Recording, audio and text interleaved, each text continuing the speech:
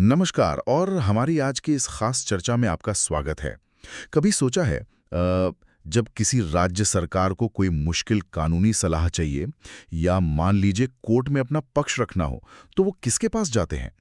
क्या वो केंद्र वाले अटॉर्नी जनरल हैं या राज्य में कुछ अलग होता है? बिल्कुल, ये सवाल बहुत अहम है। देखिए, हर राज्य का अपना एक खास मुख्य कानूनी सलाहकार होता है, जो सरकार के लिए सबसे बड़ा कानूनी गाइड होता है, आप कह सकते हैं। हाँ, और वही पद, मतलब राज्य का महाधिवक्ता, advocate general of the state, आज हमारी बातचीत का फोकस है। जी हाँ, बिल्कुल। आज हम इसी पद के बारे में गहराई से बात करेंगे। तो आज हम इसी महत्वपूर्ण पद की बारीकियों को समझेंगे। हमारे पास जो जानकारी है वो संविधान के कुछ आर्टिकल्स और एडवोकेट जनरल की भूमिका से जुड़े कुछ अहम सवालों और जवाबों पर आधारित है। मकसद ये है कि इनसे जो खास बातें निकलती हैं उन्हें समझें और देखें कि राज्य के सिस्टम में ये पद इतना ज़रूरी क्यों है। सही कहा। हम कई पहलू देखेंगे, जैसे इनको अपॉइंट कौन करता है, कैसे होता है अपॉइंटमेंट, फिर क्वालिफिकेशन क्या चाहिए, कब तक पद पर रहते हैं, इनका असल काम क्या है, और हाँ, जो राज्य की विधानसभा वगैरह होती है उसमें इनका क्या रोल है, इन सब पर बात करेंगे। बढ़िया। तो चलिए सबसे पहले ये अपॉइंटमेंट वाली बात ही पकड़ते हैं। राज्य के महाधिवक्ता को आखिर नियुक्त कौन करता है? इसमें क्या केंद्र सरकार या राष्ट्रपति का कोई हाथ होता है? मुझे याद है हमारे पास जो मटेरियल था उसमें कहीं इस पर थोड़ा कन्फ्यूजन था शायद। हाँ हाँ, ये कन्फ्यूजन हो जाता है कई बार। शायद जो केंद्र के अटॉर्नी जनरल ऑफ इंडिया हैं, उनकी नियुक्ति प्रक्रिया की वजह से, पर राज्यों के लिए मामला एकदम साफ है। संविधान का आर्टिकल 165(1) वो बिल्कुल स्पष्ट कहता है कि राज्य के महाधिवक्ता की नियुक्ति उस राज्य के राज्यपाल, मतलब गवर्नर, करेंगे। अच्छा, गवर्नर। जी, इसमें राष्ट्रपति की कोई डायरेक्ट या इनडायरेक्ट भूमिका नहीं है। ये पूरी तरह से राज्यपाल का अधिकार है। ऐसा नहीं है कि राज्यपाल सिफारिश करें और राष्ट्रपति नियुक्त करें, नहीं। ओके, तो ये साफ हुआ कि नियुक्ति का अधिकार पूरी तरह से राज्यपाल का है। ठीक है, लेकिन फिर सवाल आता है योग्यता का। मतलब क्या गवर्नर किसी भी अनुभवी वकील को इस पद पे ला सकते हैं या कोई खास पैमाना है इसके लिए? नहीं नहीं, इसके लिए एक बहुत ही स्पेसिफिक और ऊंचा स्टैंडर्ड सेट किया गया है। आर्टिकल 165(1) ही ये कहता है कि गवर्नर सिर्फ उसी व्यक्ति को महाधिवक्ता बना सकते हैं जो हाईकोर्ट का जज नियुक्त होने की योग्यता रखता हो। हाई कोर्ट का जज बनने की योग्यता? ये तो बड़ी बात है। इसका मतलब क्या हुआ? कितना अनुभव चाहिए फिर? हाँ, इसका मतलब है कि वो व्यक्ति भारत का नागरिक हो और साथ ही या तो उसने भारत में कम से कम 10 साल कोई जुडिशियल पोस्ट संभाली हो। 10 साल? हाँ, 10 साल। या फिर वो किसी हाई कोर्ट में कम से कम 10 साल वकील, मतलब एडवोकेट रहा हो। ये वही क्वालिफिकेशंस हैं जो हाई कोर्ट जज बनने के लिए चाहिए। 10 साल का जुडिशियल अनुभव या 10 साल हाई कोर्ट में वकालत, वाकई ये तो काफी ऊंचा पैमाना है। लेकिन ये इतनी कड़ी शर्त क्यों रखी गई है? राज्य के टॉप लॉ ऑफिसर के लिए इतनी योग्यता क्यों जरूरी है भला? ये बहुत अच्छा सवाल है। देखिए, महाधिवक्ता कौन है? राज्य सरकार के चीफ लीगल एडवाइजर, है ना? हाँ। तो सरकार को मुश्किल कानूनी संवैधानिक मामलों पर सलाह देना, कोर्ट में सरकार को रिप्रेजेंट करना, ये सब बहुत जिम्मेदारी वाले काम है। इसके लिए सिर्फ कानून की अच्छी समझ ही नहीं, बल्कि काफी अनुभव और एक लीगल स्टैंडिंग भी चाहिए। सही बात है। तो हाई कोर्ट जज की योग्यता का पैमाना ये पक्का करता है कि इस पद पर जो व्यक्ति बैठे वो कानूनी तौर पर सक्षम हो, उसकी सलाह में दम हो और वो अदालतों में सरकार का पक्ष मजबूती से रख पाए। ये एक तरह से क्वालिटी कंट्रोल है राज्य के लीगल हेल्थ के लिए। समझ गया। ये योग्यता पद के महत्व और उसकी गरिमा के हिसाब से है। चलिए अब आगे बढ़ते हैं। उनके कार्यकाल यानी टर्म पर बात करते हैं। एक बार नियुक्त हो गए तो महाधिवक्ता कितने समय तक पद पर रहते हैं? क्या कोई फिक्स टर्म है, जैसे 5 साल या 6 साल, या ये कुछ और चीजों पर डिपेंड करता है? हमारे सोच में एक सवाल कैबिनेट की भूमिका की तरफ भी इशारा कर रहा था। कार्यकाल के मामले में भी स्थिति थोड़ी अलग है। कोई फिक्स टर्म नहीं होता। संविधान का आर्टिकल 165(3) कहता है कि महाधिवक्ता राज्यपाल के प्रसादोपर्यंत पद धारण करते हैं। प्रसादोपर्यंत? इसका क्या मतलब है? During the pleasure of the governor? हाँ, बिल्कुल, during the pleasure of the governor.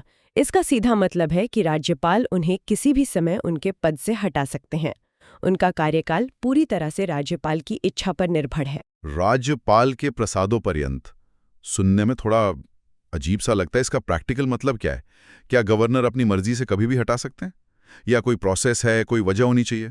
और क्या इसका मतलब यह है कि जैसे ही राज्य में सरकार बदली, महाधिवक्ता को भी जाना पड़ेगा? देखिए, व्यवहारिक रूप से हाँ, अक्सर ऐसा ही होता है, क्योंकि हमारी पार्लियामेंट्री व्यवस्था में राज्यपाल आमतौर पर राज्य की मंत्रिपरिषद मतलब काउंसिल ऑफ मिनिस्टर्स की सलाह पर काम करते हैं। हाँ, ये तो है। तो राज्यपाल के प्रसादोपर्यंत का प्रैक्टिकल मतलब अक्सर मंत्रिपरिषद के विश्वास पर्यंत बन जाता है। जब कोई नई सरकार आती है तो वो चाहती है कि उनका अपना भरोसे का व्यक्ति महाधिवक्ता हो। तो ऐसे में या तो मौजूदा महाधिवक्ता खुद ही इस्तीफा दे देते हैं या फिर नई सरकार की सलाह पर राज्यपाल उन्हें हटा देते हैं। तो मतलब कार्यकाल सीधे सीधे सरकार के टिके रहने से जुड़ा है।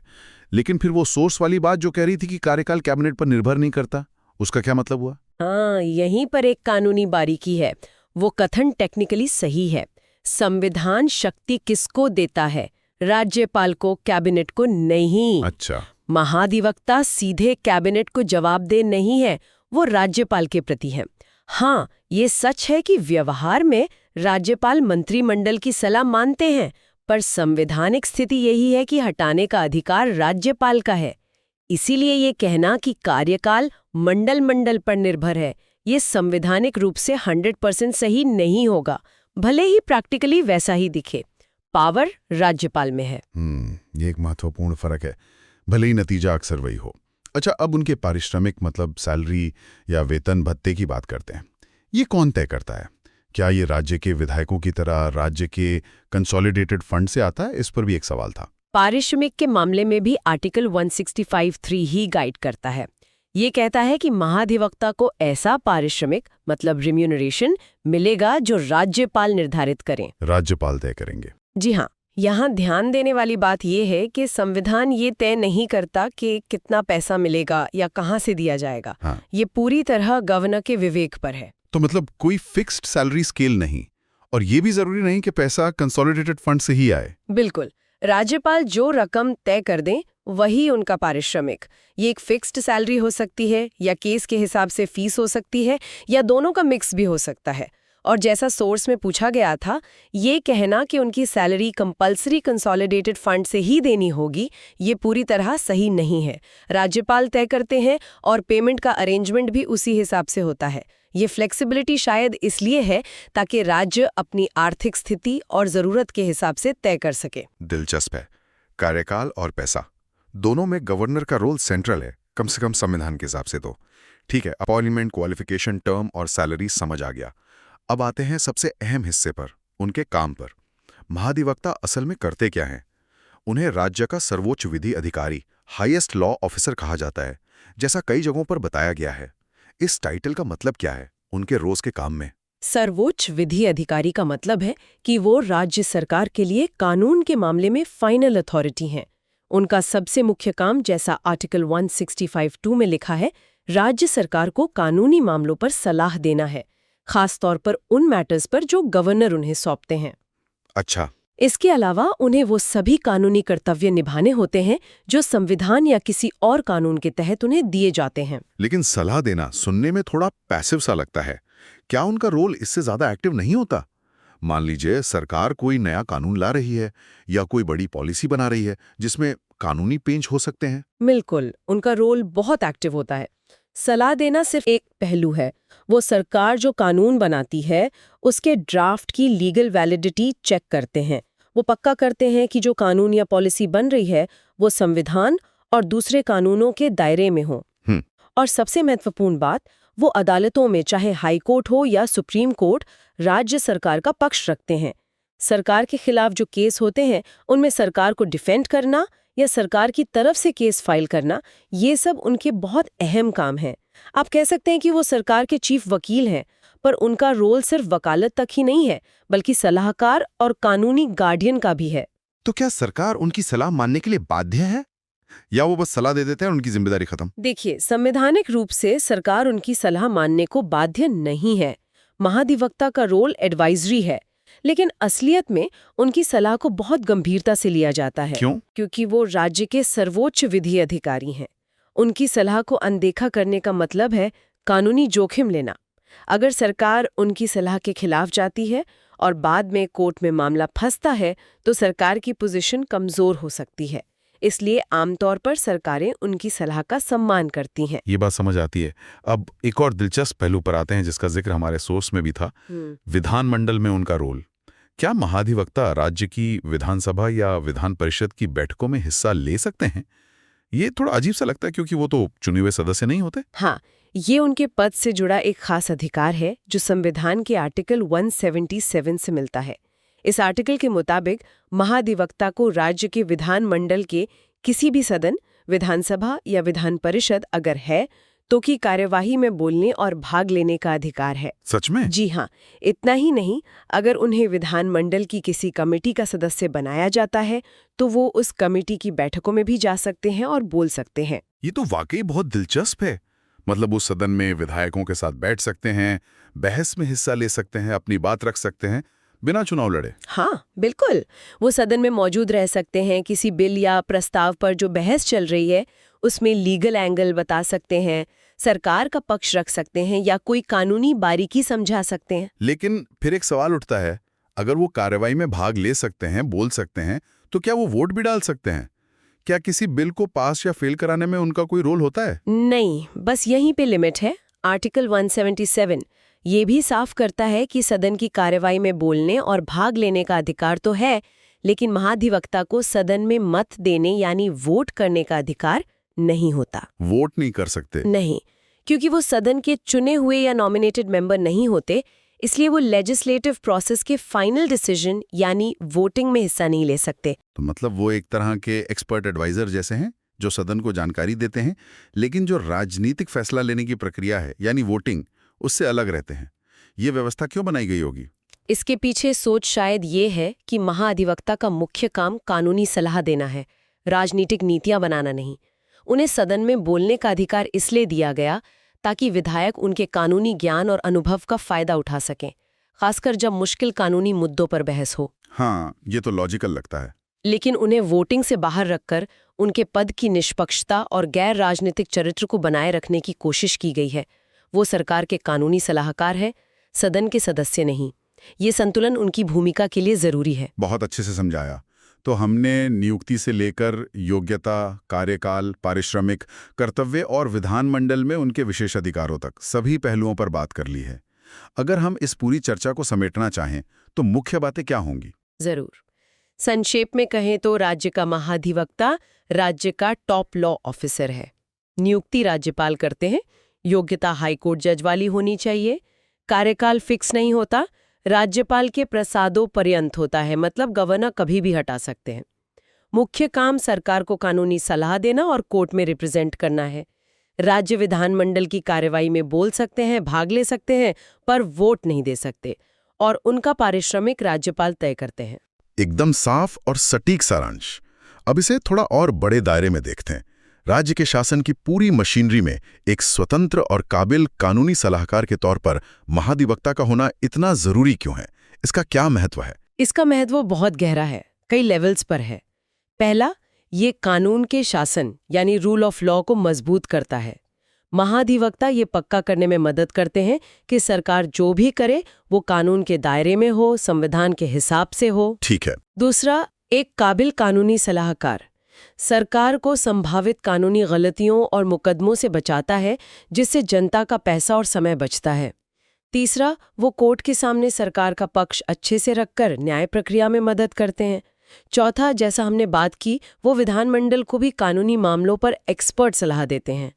कुल मिलाकर ये पद एग्जीक्यूटिव, लेजिस्लेचर और जुडिशरी के बीच एक अहम कड़ी का काम करता है जो अच्छे शासन के लिए जरूरी है।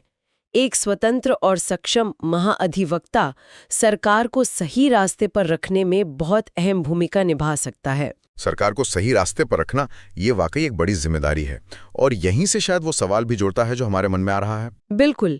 जब हम इस पद की अहमियत और जिम्मेदारियों को समझते हैं तो कुछ स्वाभाविक सवाल भी उठते हैं, खासकर उनके कार्यकाल की जो प्रकृति है उसे देखते हुए। हाँ, वही राज्यपाल के प्रसादोपर्यंत वाली बात। जब हम जानते हैं कि प्रैक्टिकली इसका मतलब अक्सर सरकार के साथ बने रहना या जाना होता है, तो ये सवाल मन में आता है कि क्या यह व्यवस्था महाधिवक्ता की स्वतंत्रता को प्रभावित करती है? क्या वो हमेशा पूरी तरह निष्पक्ष होकर, बिना किसी राजनीतिक दबाव के, सिर्फ कानून के आधार पर सलाह दे पाते होंगे? यही वो मुश्किल सवाल है। एक तरफ उन्हें सरकार का भरोसेमंद होना होता है, दूसरी तरफ उन्हें निष्पक्ष कानूनी सलाह देनी होती है। कभी कभी ऐसा हो सकता है कि सरकार के राजनीतिक उद्देश्य और कानून की सीमाएं वो आमने सामने आ जाएं। तो श्रोताओं के लिए ये एक सोचने वाला सवाल है जो हमारी आज की चर्चा से निकलता है, लेकिन जिसका कोई सीधा या आसान जवाब हमारे पास मौजूद जानकारी में नहीं है। राज्यपाल के प्रसादोपर्यंत पद पर रहने का जो प्रावधान है, वो महाधिवक्ता की कानूनी सलाह देने की स्वतंत्रता और निष्पक्षता को किस हद तक प्रभावित कर सकता है? या इसे ऐसे भी सोच सकते हैं कि अपनी इस दोहरी भूमिका में सरकार के सलाहकार भी और कानून के रक्षक भी, महाधिवक्ता अपनी कानूनी सलाह को सरकार के राजनीतिक हितों के साथ कैसे बैलेंस करते होंगे। ये संतुलन बनाना कितना मुश्किल होता होगा। निश्चित रूप से ये एक जटिल स्थिति है और इस पर सोचना हमें इस संवैधानिक पद की असल कार्यप्रणाली को और गहराई से समझने में मदद करेगा। बिल्कुल। तो इसी विचारणीय प्रश्न के साथ आज की गहन चर्चा यहीं समाप्त करते हैं। उम्मीद है आपको राज्य के महाधिवक्ता की भूमिका, उनके अधिकार और उनके महत्व को समझने में एक नई दृष्टि मिली होगी। धन्यवाद। द डीप डाइव की इस कड़ी में आपका स्वागत है। आज हम भारत में राज्य के राज्यपाल की जो भूमिका है, जो शक्तियां हैं, उनकी गहराई में उतरेंगे। हमारे पास काफ़ी सामग्री है, संवैधानिक अनुच्छेद हैं, कुछ अदालती फैसले भी हैं और विश्लेषण भी। तो एक दिलचस्प तस्वीर उभर कर आएगी। हमारा मकसद क्या है? हम राज्यपाल पद के कह सकते हैं ताने बाने को समझना चाहते हैं। नियुक्ति कैसे होती है, कार्यकाल कितना पक्का है, कौन सी अहम शक्तियां हैं उनके पास, खासकर वो शक्तियां जो क्या कहते हैं अक्सर विवादों में रहती हैं, और संविधान में उनकी जगह क्या है असल में। चलिए इसको खोलते हैं। बिल्कुल। राज्यपाल देखिए, राज्य का संवैधानिक प्रमुख तो होता है, लेकिन नियुक्ति केंद्र से होती है। यहीं से मतलब उनकी भूमिका में एक तरह का अंतर्निहित द्वंद्व शुरू होता है जो केंद्र राज्य संबंधों पर असर डालता है। हाँ, ये संतुलन वाकई बड़ा नाजुक लगता है। जी, तो संविधान इसे कैसे संभालता है देखना काफी रोचक होगा। तो फिर शुरुआत नियुक्ति से ही करते हैं। ये राज्यपाल नियुक्त कौन करता है आखिर? प्रक्रिया सीधी सी लगती है, पर क्या ये उतनी ही सीधी है? देखिए, संवैधानिक रूप से तो प्रक्रिया सीधी है। अनुच्छेद 155 कहता है कि राज्यपाल की नियुक्ति राष्ट्रपति करेंगे अपने हस्ताक्षर और मोहर के साथ। अच्छा। लेकिन असल में ये नियुक्ति केंद्रीय मंत्रिपरिषद की सलाह पर होती है और यहीं से आप कह सकती हैं केंद्र का प्रभाव शुरू हो जाता है। और राज्यपाल बनने के लिए शर्तें क्या हैं? क्या जन्म से भारतीय नागरिक होना जरूरी है? कुछ स्रोत इस तरफ इशारा करते हैं, कुछ नहीं। नहीं, देखिए, अनुच्छेद 157 में दो ही मुख्य योग्यताएं बताई गई हैं। पहली, वो भारत का नागरिक हो, और यहाँ ये साफ है कि जन्म से नागरिक होना जरूरी नहीं है। अच्छा, ये स्पष्टीकरण जरूरी था। जी हाँ। और दूसरी शर्त है कि 35 साल की उम्र पूरी कर ली हो, बस। संवैधानिक रूप से यही दो योग्यताएं, कोई लोकसभा सदस्य वाली योग्यता वगैरह नहीं चाहिए। यहाँ एक और दिलचस्प बात आती है, क्या एक ही व्यक्ति को मतलब एक से ज्यादा राज्यों का राज्यपाल बनाया जा सकता है? हाँ, बिल्कुल संभव है। शुरू में ऐसा नहीं था, लेकिन 1956 में जो 7वां संविधान संशोधन हुआ, उसने ये मुमकिन कर दिया। अच्छा, 1956 से? जी। अब एक ही व्यक्ति 2 या उससे ज्यादा राज्यों का राज्यपाल भी हो सकता है। तो अगर ऐसा होता है तो उनके वेतन भत्ते वगैरह का क्या होता है? मतलब काम 2 जगह का तो? हाँ, उसके लिए भी संविधान में व्यवस्था है। अनुच्छेद 158 3 क है, जो कहता है कि ऐसे में राज्यपाल को जो वेतन और भत्ते मिलेंगे वो उन राज्यों के बीच वैसे बांटे जाएंगे जैसा राष्ट्रपति तय करें। यानी ये पूरी तरह राष्ट्रपति पर निर्भर है कि किस राज्य से कितना हिस्सा आएगा। जी बिल्कुल, राष्ट्रपति के आदेश से तय होता है। अब आते हैं कार्यकाल पर। हम आमतौर पर सुनते हैं 5 साल, पर क्या ये गारंटी है? खासकर वो राष्ट्रपति के प्रसाद पर्यंत वाली बात थोड़ी कंफ्यूजिंग है। हाँ, ये बहुत अहम बिंदु है। अनुच्छेद 1556 कहता है कि सामान्य कार्यकाल 5 साल का है, लेकिन उसी अनुच्छेद का खंड 1 ये भी कहता है कि राज्यपाल राष्ट्रपति के प्रसाद पर्यंत पद धारण करेंगे। प्रसाद पर्यंत, इसका मतलब क्या हुआ? ठीक। इसका सीधा मतलब है कि राष्ट्रपति उन्हें कभी भी 5 साल से पहले भी हटा सकते हैं, और इसके लिए कोई कारण बताना भी जरूरी नहीं है। संविधान में राज्यपाल को हटाने का कोई तरीका या कोई आधार नहीं दिया गया है। ओहो, यानी कोई प्रक्रिया नहीं, कोई सुरक्षा नहीं, राज्य विधानमंडल भी नहीं हटा सकता। नहीं, राज्य विधानमंडल बिल्कुल नहीं हटा सकता। हाँ, वो खुद चाहें तो कभी भी राष्ट्रपति को अपना इस्तीफा दे सकते हैं। तो ये प्रसाद पर्यंत का सिद्धांत कहीं ना कहीं राज्यपाल की स्वतंत्रता पर एक सवाल खड़ा करता है ना? खासकर जब केंद्र और राज्य में अलग-अलग सरकारें हों। निश्चित रूप से ये प्रावधान राज्यपाल के पद को बहुत संवेदनशील बना देता है। उनकी निष्पक्षता पर सवाल उठते हैं कि वो राज्य के मुखिया की तरह काम कर रहे हैं या केंद्र के प्रतिनिधि की तरह। और मान लीजिए 5 साल पूरे हो गए और नया राज्यपाल अभी तक नहीं आया है, तब क्या होगा? क्या पद खाली रहेगा? नहीं, पद खाली नहीं रह सकता, इसके लिए भी व्यवस्था है। अनुच्छेद 156(3) कहता है कि कार्यकाल खत्म होने के बाद भी राज्यपाल तब तक पद पर बना रहेगा जब तक उसका उत्तराधिकारी आकर कार्यभार संभाल नहीं लेता। अच्छा, यानी निरंतरता बनी रहती है। जी बिल्कुल, ताकि राज्य का संवैधानिक प्रमुख हमेशा मौजूद रहे। चलिए अब शपथ और कुछ विशेष अधिकारों की बात करते हैं। राज्यपाल शपथ कब और किसके सामने लेते हैं? अनुच्छेद 159 के मुताबिक राज्यपाल अपना पद संभालने से पहले उस राज्य के हाई कोर्ट के जो मुख्य न्यायाधीश होते हैं उनके सामने शपथ लेते हैं। और अगर मुख्य न्यायाधीश न हो तो फिर उसी हाई कोर्ट के जो सबसे वरिष्ठ न्यायाधीश होंगे उनके सामने शपथ लेंगे। और एक खास बात यह है कि इनकी शपथ का जो प्रारूप है वो अनुच्छेद 159 में ही दिया गया है, तीसरी अनुसूची में नहीं। अच्छा, ये तीसरी अनुसूची वाली बात नोट करने लायक है। हाँ, क्योंकि तीसरी अनुसूची में राष्ट्रपति, उपराष्ट्रपति और राज्यपाल को छोड़कर बाकी प्रमुख पदाधिकारियों के शपथ के प्रारूप हैं। और क्या उन्हें अपने कार्यकाल के दौरान कुछ कानूनी सुरक्षा भी मिलती है? मतलब कोई इम्यूनिटी? हाँ बिल्कुल, अनुच्छेद 361 उन्हें कई महत्वपूर्ण उन्मुक्तियां या इम्यूनिटीज देता है। पहली तो ये कि वो अपने पद की शक्तियों का इस्तेमाल करते हुए या कर्तव्यों का पालन करते हुए जो भी काम करते हैं उसके लिए किसी भी अदालत के प्रति जवाबदेह नहीं है। यानी उन पर कोई केस नहीं हो सकता पद पे रहते हुए? पद से जुड़े कामों के लिए नहीं। और दूसरी इम्यूनिटी ये है कि उनके कार्यकाल के दौरान उन पर कोई भी क्रिमिनल केस, मतलब आपराधिक मुकदमा, न तो शुरू किया जा सकता है न ही जारी रखा जा सकता है। अच्छा, और सिविल केस? सिविल केस यानी दीवानी मुकदमा उनके व्यक्तिगत कामों के लिए चलाया जा सकता है, लेकिन उसके लिए भी शर्त है कि पहले उन्हें 2 महीने का लिखित नोटिस देना होगा। समझ गई। अब आते हैं सबसे अहम हिस्से पर, राज्यपाल की शक्तियां। कहा जाता है कि राज्य की सारी कार्यकारी शक्ति उन्हीं में होती है। हाँ, अनुच्छेद 154(1) तो यही कहता है कि राज्य की कार्यपालिका शक्ति राज्यपाल में निहित होगी और वो इसका इस्तेमाल संविधान के हिसाब से या तो खुद करेंगे या अपने अधीन अधिकारियों के जरिए। इन अधिकारियों में कौन कौन शामिल है? इसमें मुख्यमंत्री और बाकी मंत्री आ जाते हैं जिनकी नियुक्ति राज्यपाल करते हैं। फिर महाधिवक्ता यानी एडवोकेट जनरल की नियुक्ति भी राज्यपाल करते हैं। और राज्य सरकार का कामकाज कैसे चलेगा इसके लिए नियम बनाना भी उनकी शक्ति है। लेकिन संसदीय व्यवस्था है तो क्या वो ये सब अपने मन से करते हैं? नहीं, सामान्य तौर पर वो मंत्रिपरिषद की सलाह पर ही काम करते हैं, लेकिन नियुक्ति वगैरह में उनकी भूमिका अहम हो जाती है, खासकर जब चुनाव के नतीजे स्पष्ट ना हो। और विधायी क्षेत्र में कानून बनाने में उनकी क्या भूमिका है? क्या वो विधानमंडल का हिस्सा होते हैं? हाँ बिल्कुल, अनुच्छेद 168 के अनुसार राज्यपाल राज्य विधानमंडल का एक अभिन्न अंग है। जैसे केंद्र में राष्ट्रपति संसद के अंग होते हैं। अच्छा। और उनकी विधायी शक्तियां भी काफी महत्वपूर्ण हैं। वो विधानमंडल का सत्र बुलाते हैं, सत्र खत्म करते हैं यानी सत्रावसान करते हैं, और विधानसभा को भंग भी कर सकते हैं। विधानसभा भंग करना, ये तो बहुत बड़ी शक्ति है। जी हाँ, और इसका इस्तेमाल राजनीतिक रूप से काफी मायने रखता है। अब आते हैं विधेयकों पर यानी बिल्स पर। जब विधानमंडल कोई बिल पास करके भेजता है तो राज्यपाल के पास क्या विकल्प होते हैं? ये एक ऐसा एरिया है जहां अक्सर खींचतान देखने को मिलती है। अनुच्छेद 200 उन्हें कई विकल्प देता है। पहला, वो बिल पर अपनी सहमति दे दें और वो कानून बन जाए। ठीक है। दूसरा, वो अपनी सहमति रोक लें, मतलब मना कर दें।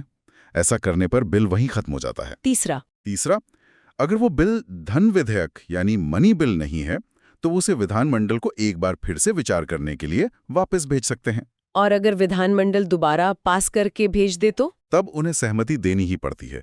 लेकिन एक चौथा विकल्प भी है। वो क्या है? वो बिल को राष्ट्रपति के विचार के लिए आरक्षित रख सकते हैं, मतलब रिजर्व कर सकते हैं। अच्छा, राष्ट्रपति के लिए रिजर्व करना, ये कब किया जाता है? ये तब किया जाता है जब राज्यपाल को लगता है कि कोई बिल संविधान के प्रावधानों के खिलाफ है या देश के बड़े हितों के खिलाफ है या हाईकोर्ट की शक्तियों को कम कर रहा है। लेकिन ये उनकी एक महत्वपूर्ण विवेकाधीन शक्ति भी मानी जाती है। आपने कहा पुनर्विचार के लिए लौटा सकते हैं। क्या इसकी कोई टाइम लिमिट है कि कितने दिन में लौटाना है? संविधान कुछ कहता है इस पे? संविधान में यथाशीघ्र यानी एज सून एज पॉसिबल शब्द का इस्तेमाल हुआ है, लेकिन इसकी कोई निश्चित समय सीमा नहीं दी गई है। यथाशीघ्र का मतलब तो कुछ भी हो सकता है। हाँ, यहीं पर राज्यपाल चाहें तो बिल को अनिश्चित काल तक अपने पास रख सकते हैं। इसे एक तरह का पॉकेट वीटो भी कह दिया जाता है। हालांकि ये शब्द संविधान में नहीं है। ये देरी करने का एक तरीका बन सकता है।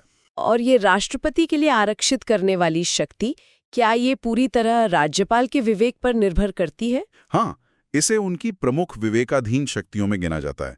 लेकिन जैसा मैंने कहा, इस पर अक्सर आरोप लगते हैं कि केंद्र सरकार के कहने पर राज्य सरकार के काम में अड़ंगा डालने के लिए इसका इस्तेमाल होता है। तो ये विवेकाधीन शक्तियां वाकई में काफी अहम और कह सकते हैं विवादित भी हैं। बिल्कुल। अब आते हैं अध्यादेश पर।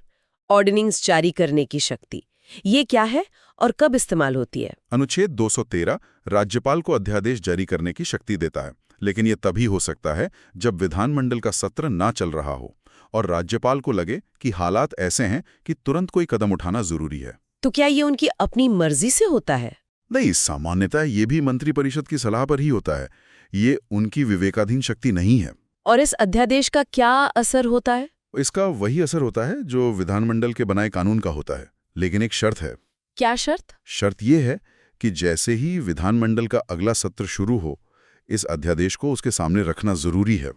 और अगर विधानमंडल सत्र शुरू होने के 6 हफ्ते के अंदर उसे पास नहीं करता, तो वो अध्यादेश अपने आप खत्म हो जाता है। अच्छा, 6 हफ्ते की मोहलत? जी।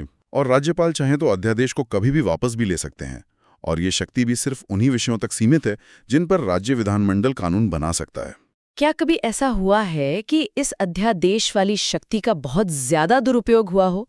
कोई केस याद आता है? हाँ, एक बहुत ही मशहूर केस है DC वाधवा बनाम बिहार राज्य का 1987 का। अच्छा, DC वाधवा केस। इसमें क्या हुआ था? इसमें सुप्रीम कोर्ट ने पाया कि बिहार में 1967 से 1981 के बीच करीब 206 अध्यादेश जारी किए गए थे, और कई अध्यादेशों को तो सालों तक बिना विधानमंडल के सामने रखे बस बार बार फिर से जारी करके रीप्रोमलगेट करके जिंदा रखा गया था। अरे बाप रे, 256 अध्यादेश! हाँ, तो कोर्ट ने इसे संविधान के साथ धोखा कहा और कहा कि ये कार्यपालिका द्वारा विधायिका की शक्ति हड़पने जैसा है। इस केस ने अध्यादेश राज पर एक तरह की, कह सकते हैं, न्यायिक रोक लगाई। ये वाकई एक महत्वपूर्ण फैसला रहा होगा। अब राज्यपाल की न्यायिक शक्तियों पर आते हैं। क्या वो सजा माफ कर सकते हैं जैसे राष्ट्रपति करते हैं? हाँ, अनुच्छेद 161 उन्हें क्षमादान की शक्ति देता है। अगर किसी व्यक्ति को राज्य के कानून के तहत किसी अपराध के लिए सजा हुई है, तो राज्यपाल उसकी सजा को माफ कर सकते हैं, कम कर सकते हैं या सजा की प्रकृति बदल सकते हैं। लेकिन क्या कोई सीमा है इस शक्ति पर? हाँ, एक बहुत महत्वपूर्ण सीमा है। वो मृत्युदंड यानी मौत की सजा को पूरी तरह माफ नहीं कर सकते। मौत की सजा माफ करने की शक्ति सिर्फ और सिर्फ राष्ट्रपति के पास है। अच्छा, ये अंतर ध्यान रखने वाला है। आपने पहले विवेकाधीन शक्तियों का जिक्र किया था, बिल को राष्ट्रपति के लिए आरक्षित करना। क्या इसके अलावा भी कुछ ऐसी शक्तियां हैं जहां राज्यपाल अपने विवेक से काम करते हैं? हाँ, अनुच्छेद 163 साफ कहता है कि कुछ मामलों में राज्यपाल अपने विवेक से काम कर सकते हैं। एक तो हमने देखा, बिल आरक्षित करना। दूसरा बहुत महत्वपूर्ण है, राज्य में अगर संवैधानिक तंत्र विफल हो गया है, ऐसा उन्हें लगता है, तो वो राष्ट्रपति शासन लगाने की सिफारिश राष्ट्रपति को भेज सकते हैं, अनुच्छेद 356 के तहत। राष्ट्रपति शासन की सिफारिश, ये तो शायद सबसे ज्यादा विवादित शक्ति है। बिल्कुल, इसके इस्तेमाल पर हमेशा सवाल उठते रहे हैं। इसके अलावा अगर चुनाव के बाद किसी भी दल को स्पष्ट बहुमत नहीं मिला है, तो मुख्यमंत्री किसे बनाना है, यह तय करना भी उनके विवेक पर निर्भर करता है। इस जिम्मेदारियां भी दी गई हैं, जैसे महाराष्ट्र, गुजरात, नागालैंड, असम वगैरह में। उन जिम्मेदारियों को निभाते हुए भी वो अपने विवेक का इस्तेमाल करते हैं। और अगर राज्यपाल मंत्रियों की सलाह पर काम कर रहे हों, तो क्या उस सलाह की कोर्ट में जांच हो सकती है कि क्या सलाह दी गई थी? नहीं, बिल्कुल नहीं। अनुच्छेद 163(3) इस पर एकदम स्पष्ट है। वो कहता है कि इस सवाल की किसी भी अदालत में जांच नहीं की जाएगी कि मंत्रियों ने राज्यपाल को कोई सलाह दी थी या नहीं, और अगर दी थी तो क्या दी थी। अच्छा, ये पूरी तरह गोपनीय रहता है। जी, ये मंत्रिपरिषद और राज्यपाल के बीच का मामला है। चलिए, अब कुछ और छुटपुट लेकिन अहम बिंदुओं पर नजर डालते हैं किसी समुदाय को अनुसूचित जनजाति यानी शेड्यूल्ड ट्राइब घोषित करने में राज्यपाल का क्या रोल है? देखिए, यहाँ राज्यपाल की भूमिका निर्णायक नहीं बल्कि सलाहकार की है। अनुच्छेद 342 के तहत किसी समुदाय को एसटी घोषित करने की अंतिम शक्ति राष्ट्रपति के पास है। तो राज्यपाल क्या करते हैं? राष्ट्रपति ऐसा करने से पहले उस राज्य के राज्यपाल से परामर्श करते हैं, सलाह लेते हैं। राज्यपाल खुद से घोषणा नहीं कर सकते और ये भी जरूरी नहीं कि जो समुदाय एक राज्य में एसटी है वो दूसरे में भी हो। ठीक है। अब मान लीजिए विधानसभा के किसी सदस्य की योग्यता पर सवाल उठता है कि वो सदस्य बने रहने के लायक है या नहीं, तो आखिरी फैसला कौन करता है? इसका अंतिम फैसला अनुच्छेद 192 के अनुसार राज्यपाल करते हैं। क्या वो अकेले करते हैं ये फैसला? नहीं, यहाँ एक शर्त है। ऐसा फैसला करने से पहले उन्हें भारत के निर्वाचन आयोग यानी इलेक्शन कमीशन की राय लेनी पड़ती है और वो उसी राय के अनुसार काम करने के लिए बाध्य हैं। यानी यहाँ भी उनकी शक्ति बंधी हुई है निर्वाचन आयोग की राय से। जी हाँ, बिल्कुल। क्या राज्यपाल के पास राष्ट्रपति की तरह कोई आपातकालीन शक्तियां होती हैं, या डिप्लोमैटिक या मिलिट्री पावर्स? नहीं, ये सभी शक्तियां सिर्फ राष्ट्रपति के पास है। राज्यपाल के पास ऐसी कोई शक्तियां नहीं होती। ठीक है। एक और चीज, छठी अनुसूची वाले जो क्षेत्र हैं वहां स्वायत्त जिला परिषदें होती हैं। उनके बनाए कानूनों को रद्द करने की शक्ति किसके पास है? ये शक्ति राज्यपाल के पास है। अगर राज्यपाल को लगता है कि किसी स्वायत्त जिला या क्षेत्रीय परिषद का कोई कानून या कोई प्रस्ताव देश की सुरक्षा के लिए खतरा है या पब्लिक ऑर्डर के खिलाफ है, तो वो उसे रद्द या सस्पेंड कर सकते हैं। अच्छा। वो इन जिलों की सीमाएं या नाम भी बदल सकते हैं। ये उन क्षेत्रों में राज्यपाल को एक विशेष नियंत्रण देता है। एक सामान्य ज्ञान का सवाल है जो हमारे स्रोतों में भी आया। स्वतंत्र भारत में किसी राज्य की पहली महिला राज्यपाल कौन थी? वो थी सरोजनी नायडू जी। उत्तर प्रदेश की राज्यपाल बनी थी। सरोजिनी नायडू, बिल्कुल एक अहम ऐतिहासिक तथ्य। और क्या कभी ऐसी कोई सिफारिश की गई है कि राज्यपालों के काम करने के तरीके के लिए कुछ गाइडलाइंस बनाई जानी चाहिए? हाँ, की गई है। जो दूसरा प्रशासनिक सुधार आयोग था, जिसके अध्यक्ष एम वीरप्पा मोइली थे, उसने ये सिफारिश की थी कि राज्यपालों की नियुक्ति कैसे हो और वो अपनी विवेकाधीन शक्तियों का इस्तेमाल कैसे करें। इसके लिए स्पष्ट गाइडलाइंस या मार्गदर्शक सिद्धांत बनाए जाने चाहिए। इसका मकसद क्या था? मकसद यही था कि उनके कामों में ज्यादा पारदर्शिता आए और जो विवाद होते हैं वो कम हों। तो कुल मिलाकर देखें तो आज की चर्चा से ये तो साफ है कि राज्यपाल का पद भारतीय संवैधानिक व्यवस्था में एक बहुत ही जटिल और बहुआयामी भूमिका निभाता है। हाँ, बिल्कुल। एक तरफ वो राज्य के संवैधानिक मुखिया हैं, लेकिन उनकी नियुक्ति, उनका कार्यकाल और उनकी कुछ बहुत अहम शक्तियां उन्हें कहीं न कहीं केंद्र के प्रति भी जवाबदेह बना देती हैं। और यही चीज उनकी भूमिका को इतना महत्वपूर्ण और कई बार विवादास्पद भी बना देती है ना? जी हाँ, हमने देखा कि कैसे अनुच्छेद 200 बिल रोकना, अनुच्छेद 213 अध्यादेश, अनुच्छेद 356 राष्ट्रपति शासन की सिफारिश और वो अनुच्छेद 156 राष्ट्रपति का प्रसाद पर्यंत, ये सब दिखाते हैं कि संविधान ने उन्हें शक्तियां तो दी हैं, पर साथ ही केंद्र के प्रभाव का रास्ता भी खुला रखा है। और इससे वो जरूरी सवाल उठता है कि क्या ये व्यवस्था हमारे संघीय ढांचे के साथ पूरी तरह से मेल खाती है या इसमें कुछ सुधार की गुंजाइश है? 30 से लेकर कार्यकाल, उनकी अलग अलग तरह की शक्तियां, कार्यकारी, विधायी, न्यायिक, विवेकाधीन और उनको मिली सुरक्षा, उनसे जुड़े विवाद, इन सब पहलुओं को समझने की कोशिश की है। और श्रोताओं के लिए एक आखिरी विचार छोड़ जाते हैं। संविधान राज्यपाल को राज्य का प्रमुख तो बनाता है, लेकिन उनकी नियुक्ति और पद पर बने रहना केंद्र पर निर्भर है। क्या ये व्यवस्था कभी-कभी राज्य की चुनी हुई सरकार और केंद्र द्वारा नियुक्त राज्यपाल के बीच टकराव पैदा कर सकती है? और अगर हाँ, तो हमारे संघीय ढांचे में इस संतुलन को और बेहतर बनाने के लिए क्या किया जा सकता है? क्या इस पद की भूमिका को फिर से देखने की जरूरत है या नियुक्ति और कार्यकाल की प्रक्रिया में बदलाव की? इस पर जरूर सोचिएगा। श्रोता का इस चर्चा में स्वागत है। आज हम भारतीय राज्यों की शासन व्यवस्था के एक बहुत ही अहम हिस्से पर गौर करने जा रहे हैं। हाँ, मुख्यमंत्री और उनकी मंत्रिपरिषद। बिल्कुल। ये पद कैसे काम करते हैं, इनकी शक्तियां क्या हैं, जिम्मेदारियां क्या हैं और हमारा संविधान इनके बारे में क्या कहता है? नमस्कार। और देखिए, हमारे पास जो सामग्री है वो भी अपने आप में काफी दिलचस्प है। ये कुछ नोट्स जैसे हैं, सवाल जवाब के रूप में। शायद किसी परीक्षा के लिए बनाए गए हों। हाँ, लग तो ऐसा ही रहा है। पर इनमें मुख्यमंत्री और मंत्री परिषद से जुड़ी कई, आप कह सकते हैं, बारीक और महत्वपूर्ण जानकारियां छिपी हैं। आज उन्हीं को समझने की कोशिश करेंगे। बिल्कुल। और हमारा इरादा सिर्फ तथ्यों को रटना नहीं है, बल्कि उनके पीछे का मतलब समझना है। सही कहा। जैसे मुख्यमंत्री चुने जाते हैं या नियुक्त होते हैं, पूरी सरकार एक साथ कैसे जवाबदेह होती है, संविधान मुख्यमंत्री से क्या उम्मीद रखता है, और हाँ, कुछ ऐसे फैक्ट्स भी हैं जो शायद चौंका दें। हाँ, कुछ रोचक तथ्य भी हैं। तो चलिए इस जानकारी के सागर में घोता लगाते हैं। शुरुआत करते हैं सबसे बेसिक सवाल से। किसी राज्य का मुख्यमंत्री बनता कैसे है? क्या जनता चुनती है या कोई और प्रक्रिया है? हमारे स्रोत में प्रश्न 101 इसी पर है, और उसमें चयनित और नियुक्त को लेकर कुछ खास कहा गया है। हाँ, ये एक बहुत बहुत महत्वपूर्ण बारीकी है। देखिए, संविधान का अनुच्छेद 164(1) वो बिल्कुल साफ कहता है कि राज्यपाल मुख्यमंत्री की नियुक्ति करते हैं, अपॉइंटमेंट। अच्छा, नियुक्ति। हाँ, व्यवहार में तो यही होता है कि राज्यपाल उसी व्यक्ति को मुख्यमंत्री नियुक्त करते हैं जिसे विधानसभा में बहुमत का समर्थन हो, मतलब बहुमत वाले दल या गठबंधन के नेता को। ठीक है। पर स्रोत 101 में जो चयनित या सिलेक्टेड वाला ऑप्शन है, उसे गलत बताया गया है, क्योंकि संवैधानिक शब्द नियुक्ति है। यह दिखाता है कि पद राज्यपाल द्वारा औपचारिक रूप से दिया जाता है। यह सिर्फ एक अंदरूनी चुनाव का नतीजा नहीं है। और जाहिर है, मुख्यमंत्री पद पर तभी तक बने रह सकते हैं जब तक विधानसभा में बहुमत उनके साथ है। अच्छा, तो नियुक्ति राज्यपाल करेंगे बहुमत के आधार पर। अब एक बार मुख्यमंत्री और उनकी टीम, मतलब मंत्री परिषद, काम शुरू कर देती है, तो वो जवाबदेह किसके लिए होती है? हमने ये सामूहिक उत्तरदायित्व या कलेक्टिव रिस्पॉन्सिबिलिटी सुना है। ये क्या है और किसके प्रति है? स्रोत 100 और 107 इस पर कुछ कहते हैं, शायद थोड़ा अलग अलग। हाँ, यहाँ थोड़ा कंफ्यूजन लग सकता है पहली नजर में, लेकिन संविधान बिल्कुल क्लियर है।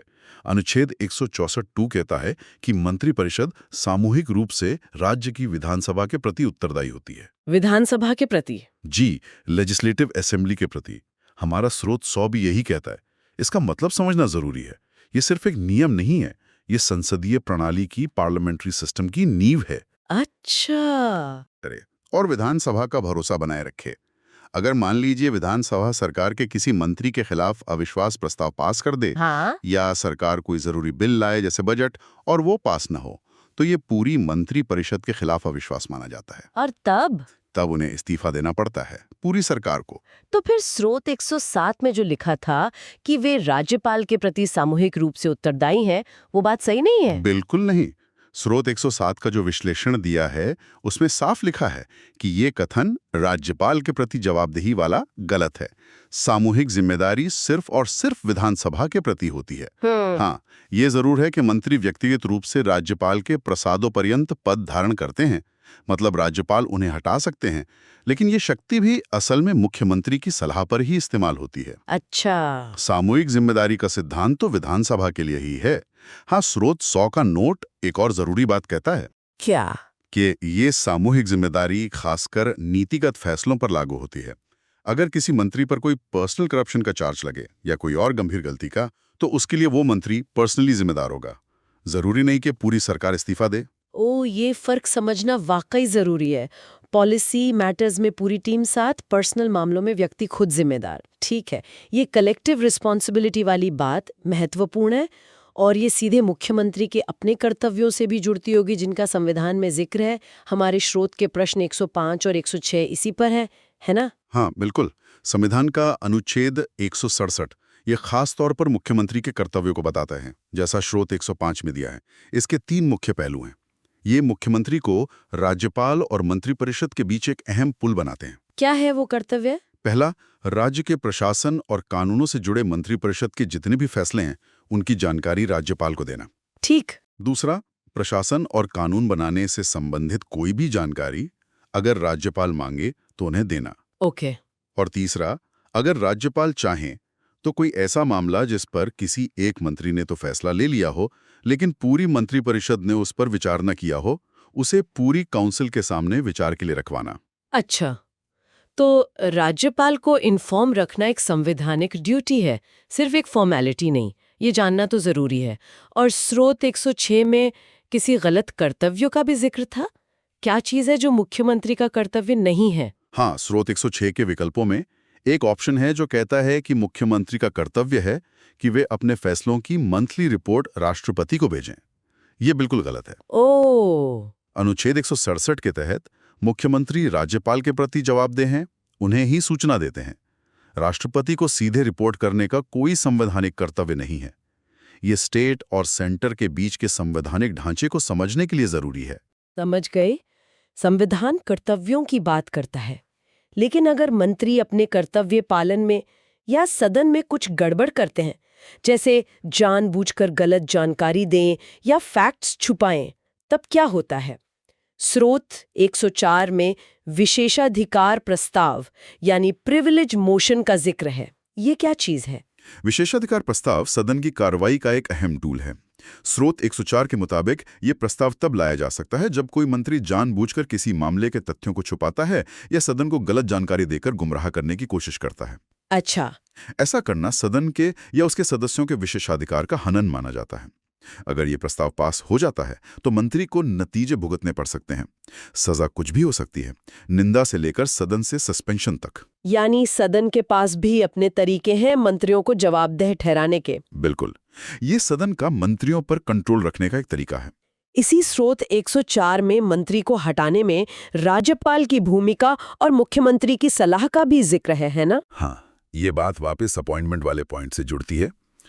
जैसे राज्यपाल मुख्यमंत्री की सलाह पर मंत्रियों को नियुक्त करते हैं, वैसे ही उन्हें हटाने के लिए भी आमतौर पर मुख्यमंत्री की सलाह पर ही काम करते हैं। ठीक है। हालांकि थ्योरी में मंत्री राज्यपाल के प्लेटर पर पद धारण करते हैं, मतलब राज्यपाल की मर्जी तक। हाँ। पर असल में ये शक्ति मुख्यमंत्री के जरिए ही इस्तेमाल होती है। जब तक मुख्यमंत्री का भरोसा है, मंत्री बने रहते हैं, और अगर मुख्यमंत्री सलाह दें तो राज्यपाल उन्हें हटा सकते हैं। अच्छा, तो मंत्रियों की नियुक्ति, उनके कर्तव्य, उनकी जवाबदेही, ये सब कुछ समझ आ गया। लेकिन क्या कोई भी व्यक्ति मंत्री बन सकता है? मान लीजिए कोई चुनाव नहीं जीता या विधानमंडल का सदस्य नहीं है, क्या वो मंत्री बन सकता है? और अगर हाँ, तो कब तक? स्रोत 108 शायद इसी के बारे में है। हाँ, ये एक बहुत ही दिलचस्प संवैधानिक व्यवस्था है। इसका जिक्र अनुच्छेद 164(4) में है और स्रोत 108 इसी को क्लियर करता है।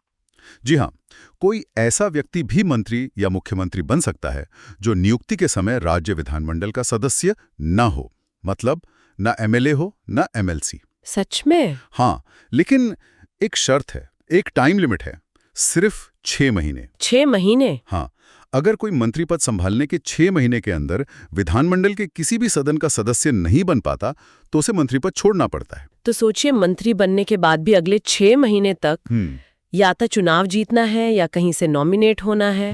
ये तलवार लटकती रहती है। बिल्कुल। ये प्रावधान क्यों रखा गया होगा? इसका मकसद शायद ये है कि जो लोग सरकार चला रहे हैं वो आखिरकार विधायिका के प्रति जवाबदेह हों, उसका प्रतिनिधित्व करें। ये एक तरह की फ्लेक्सिबिलिटी देता है कि किसी एक्सपर्ट या जरूरी व्यक्ति को सरकार में लाया जा सके, पर साथ ही ये भी पक्का करता है कि वो लेजिस्लेटिव सपोर्ट हासिल करे। ठीक है, ये 6 महीने वाली बात साफ हुई। अब मंत्रियों की संख्या के बारे में बात करते हैं। क्या मुख्यमंत्री जितने चाहें उतने मंत्री बना सकते हैं अपनी कैबिनेट में? मुझे याद है पहले बहुत बड़ी बड़ी कैबिनेट्स की खबरें आती थीं। स्रोत 110 इस पर कुछ कहता है? हाँ, आप सही कह रही हैं। पहले मंत्रियों की संख्या पर कोई संवैधानिक रोक नहीं थी, तो कई बार राजनीतिक मजबूरियों की वजह से बहुत बड़े बड़े मंत्रिमंडल बन जाते थे, जिन्हें जंबो कैबिनेट कहते थे। हाँ, सुना है। इससे सरकारी खजाने पर बोझ तो पड़ता ही था, एडमिनिस्ट्रेशन में भी दिक्कतें आती थीं। इसी प्रॉब्लम को ठीक करने के लिए 2003 में 51वां संविधान संशोधन लाया गया, जैसा कि स्रोत 110 में बताया गया है। तो क्या लिमिट तय हुई इस संशोधन से? इस संशोधन ने 2 लिमिट तय की। पहली, किसी की राज्य में मुख्यमंत्री समेत मंत्रियों की कुल संख्या उस राज्य की विधानसभा की कुल सदस्य संख्या के 15% से ज्यादा नहीं हो सकती। 15%? हाँ। और दूसरी, एक मिनिमम संख्या भी तय की गई, मुख्यमंत्री समेत कम से कम 12 मंत्री होने ही चाहिए। ये शायद छोटे राज्यों को ध्यान में रखकर किया गया। अच्छा, तो मैक्सिमम 15% और मिनिमम 12 मंत्री। जी, इससे न सिर्फ मंत्रियों की संख्या को कंट्रोल किया गया, बल्कि एक न्यूनतम साइज भी तय हो गया। क्या इसमें कोई एक्सेप्शन या खास नियम भी है? हाँ, स्रोत 110 में ये लिखा है कि राष्ट्रीय राजधानी क्षेत्र दिल्ली के लिए ये मैक्सिमम लिमिट 15% के बजाय 10% रखी गई है। ओके, दिल्ली के लिए 10%। और जहां तक इन मंत्रियों की सैलरी और भत्तों का सवाल है, स्रोत 111 बताता है कि ये राज्य का विधानमंडल कानून बनाकर समय समय पर तय करता है।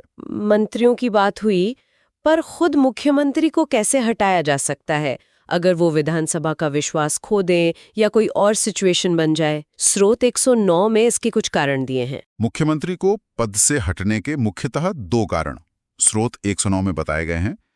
पहला और सबसे आम कारण है राज्य विधानसभा द्वारा उनके या उनकी सरकार के खिलाफ अविश्वास प्रस्ताव, मतलब नो कॉन्फिडेंस मोशन, पास कर देना। हाँ, ये तो सुना है। क्योंकि मंत्रिपरिषद सामूहिक रूप से विधानसभा के प्रति उत्तरदायी है, इसलिए सदन का विश्वास खो देने पर मुख्यमंत्री और उनकी पूरी टीम को इस्तीफा देना पड़ता है। और दूसरा कारण? दूसरा कारण थोड़ा ज्यादा सीरियस है।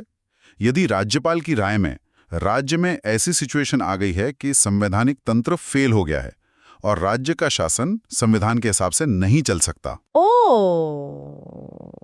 ऐसी एक्स्ट्राऑर्डिनरी परिस्थितियों में राज्यपाल मुख्यमंत्री को हटा सकते हैं। इसे आमतौर पर राष्ट्रपति शासन यानी आर्टिकल 356 लगाने जैसी गंभीर स्थितियों से जोड़ा जाता है। हालांकि ऐसा बहुत कम होता है। चलिए, अब इन नियमों और प्रक्रियाओं से हटकर कुछ दिलचस्प उदाहरण और फैक्ट्स देखते हैं जो हमारे स्रोत में है। भारतीय राजनीति में महिलाओं की भूमिका हमेशा चर्चा में रहती है। उत्तर प्रदेश जैसे बड़े राज्य की पहली महिला मुख्यमंत्री कौन थी? स्रोत 102 में इसका जवाब है। हाँ, स्रोत 102 के अनुसार ये सम्मान सुचेता कृपलानी जी को मिला। वे न केवल उत्तर प्रदेश की बल्कि भारत के किसी भी राज्य की पहली महिला मुख्यमंत्री थी। वाकई पहली? जी हाँ, उनका कार्यकाल 2 अक्टूबर 1963 से 13 मार्च 1967 तक रहा।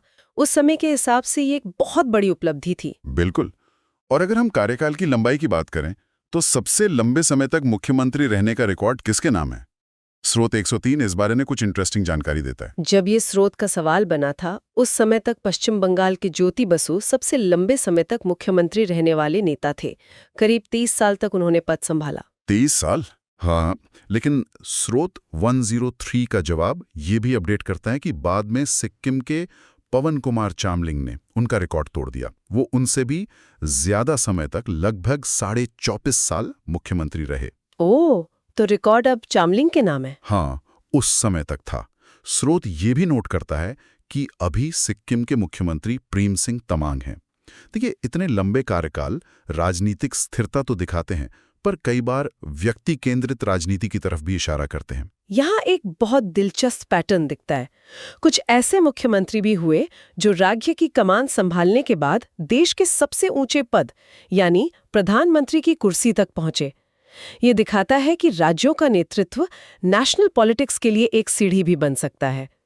स्रोत 112 में कुछ ऐसे ही नेताओं का मिलान करने को कहा गया है। हाँ, ये एक रोचक लिस्ट है। ये दिखाती है कि कैसे फेडरल स्ट्रक्चर में अनुभव नेशनल लेवल पर काम आता है। स्रोत 112 के मिलान के अनुसार पीवी नरसिम्हा राव, जो भारत के प्रधानमंत्री बने, वो पहले अविभाजित आंध्र प्रदेश के मुख्यमंत्री थे। हाँ, नरसिम्हा राव। मोरारजी देसाई प्रधानमंत्री बनने से पहले तब के बंबई राज्य के मुख्यमंत्री रह चुके थे। अच्छा, मोरारजी देसाई भी। एच.डी. देवेगौड़ा प्रधानमंत्री बनने से पहले कर्नाटक के मुख्यमंत्री थे। देवेगौड़ा जी, हाँ। चौधरी चरण सिंह भी प्रधानमंत्री बने। वे पहले अविभाजित उत्तर प्रदेश के मुख्यमंत्री थे। चरण सिंह जी भी यूपी से थे। और सबसे हाल का उदाहरण, नरेंद्र मोदी जी प्रधानमंत्री बनने से पहले गुजरात के मुख्यमंत्री थे। ये सूची तो वाकई दिखाती है कि राज्यों में शासन का अनुभव कितना महत्वपूर्ण हो सकता है राष्ट्रीय स्तर पर। तो आज हमने मुख्यमंत्री और मंत्रिपरिषद के कई पहलुओं को छुआ। राज्यपाल द्वारा मुख्यमंत्री की नियुक्ति, उसमें बहुमत का महत्व, फिर विधानसभा के प्रति मंत्रिपरिषद की वो सामूहिक जिम्मेदारी और उसका संसदीय सिस्टम के लिए क्या मतलब है। हाँ, और अनुच्छेद 167 के तहत मुख्यमंत्री के वो खास कर्तव्य जो उन्हें राज्यपाल और कैबिनेट के बीच एक पुल की तरह बनाते हैं। बिल्कुल।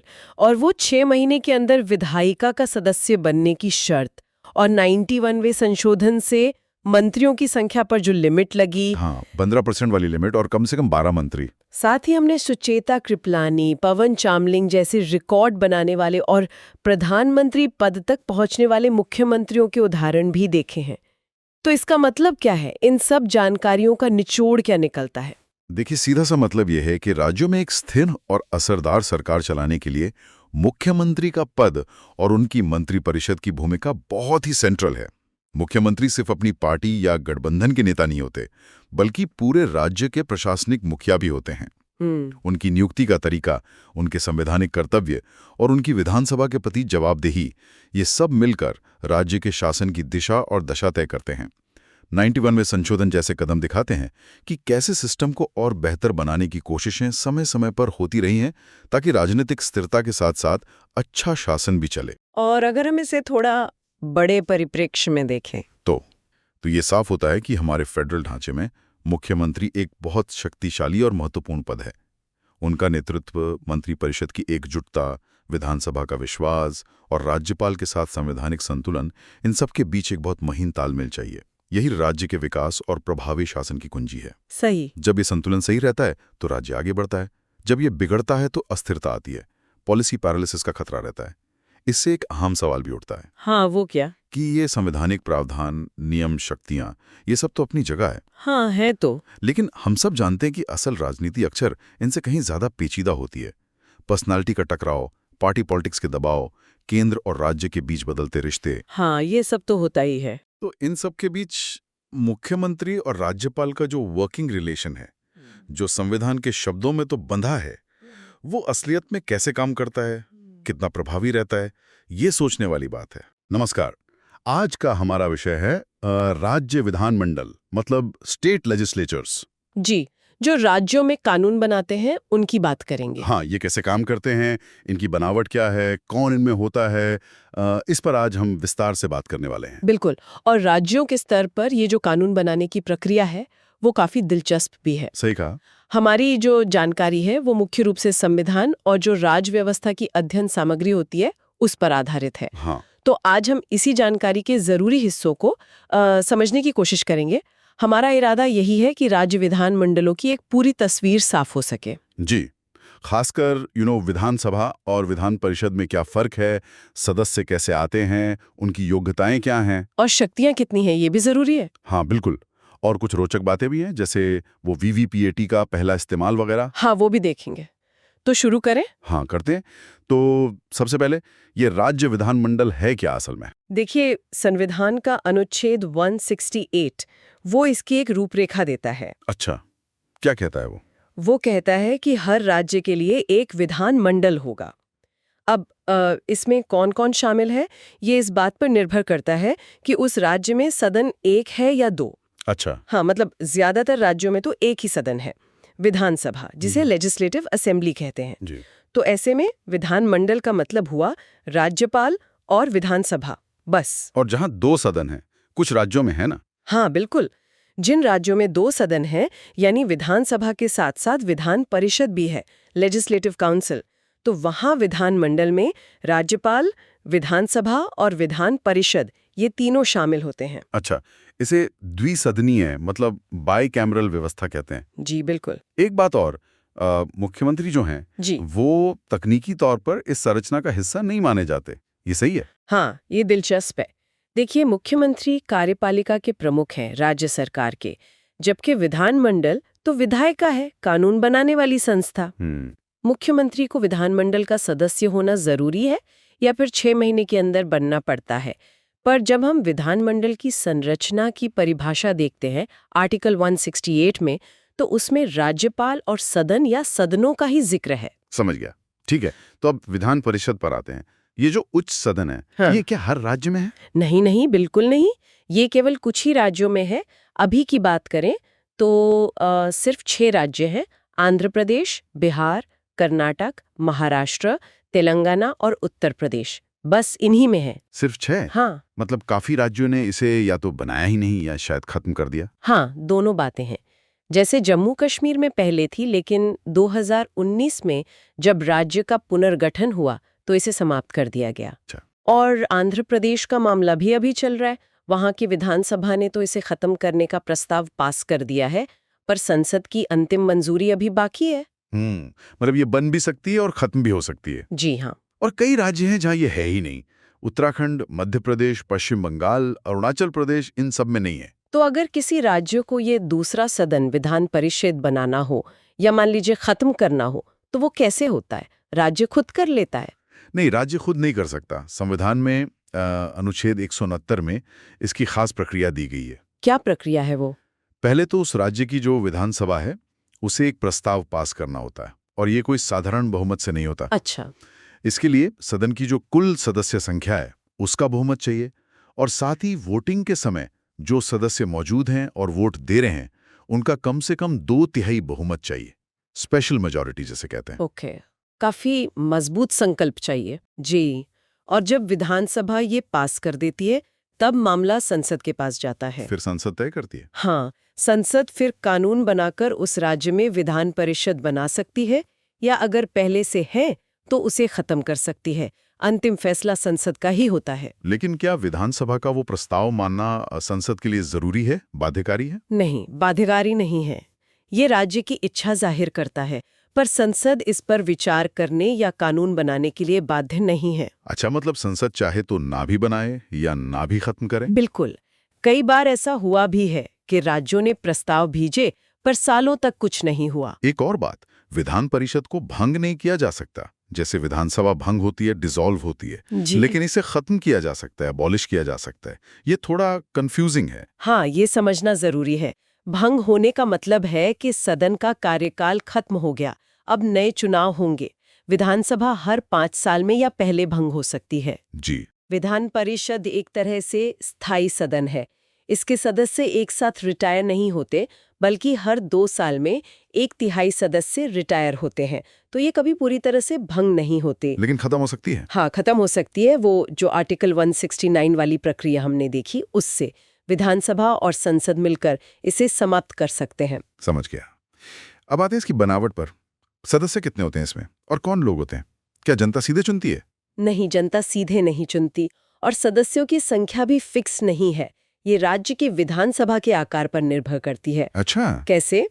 नियम ये है आर्टिकल 171 में कि विधान परिषद में सदस्यों की संख्या उस राज्य की विधानसभा के सदस्यों की कुल संख्या के 1/3 से ज्यादा नहीं हो सकती। 1/3 से ज्यादा नहीं? जी, और एक न्यूनतम सीमा भी है कि कम से कम 40 सदस्य तो होने ही चाहिए। ठीक है।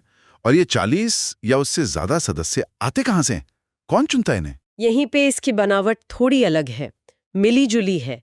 इसका मकसद है कि अलग-अलग क्षेत्र के लोगों को प्रतिनिधित्व मिले। कैसे? आप मोटे तौर पे समझिए कि लगभग 1/3 सदस्य जो स्थानीय निकाय होते हैं, जैसे नगर पालिका, जिला बोर्ड, उनके सदस्य चुनते हैं। अच्छा, लोकल बॉडीज से। हाँ, फिर लगभग 12वां हिस्सा 1/12 वो स्नातक मतलब ग्रेजुएट्स चुनते हैं, जो कम से कम 3 साल से उस राज्य में रह रहे हों। ग्रेजुएट्स भी वोट करते हैं, ये तो खास बात है। जी, और इतना ही हिस्सा यानी 1/12 वो शिक्षक चुनते हैं, जो कम से कम 3 साल से राज्य के माध्यमिक स्कूलों या उससे ऊंचे शिक्षण संस्थानों में पढ़ा रहे हों, पर यूनिवर्सिटी लेवल के नहीं। अच्छा, स्कूल टीचर्स वगैरह। हाँ, फिर 1/3 सदस्य राज्य के विधानसभा के सदस्य चुनते हैं, यानी एमएलएस चुनते हैं। जी, एमएलएस चुनते हैं, लेकिन जरूरी नहीं कि अपने में से ही चुने, बाहर के लोगों को भी चुन सकते हैं। और बाकी बचे लगभग 6ठे हिस्से सदस्यों को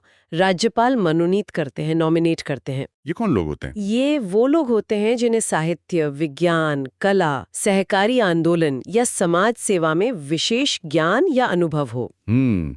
तो काफी विविधता लाने की कोशिश है, पर इसमें जैसे उद्योगपति, इंडस्ट्रियलिस्ट्स, उनके लिए कोई अलग से कोटा है? नहीं, सीधे तौर पर उद्योगपतियों के लिए कोई श्रेणी नहीं है।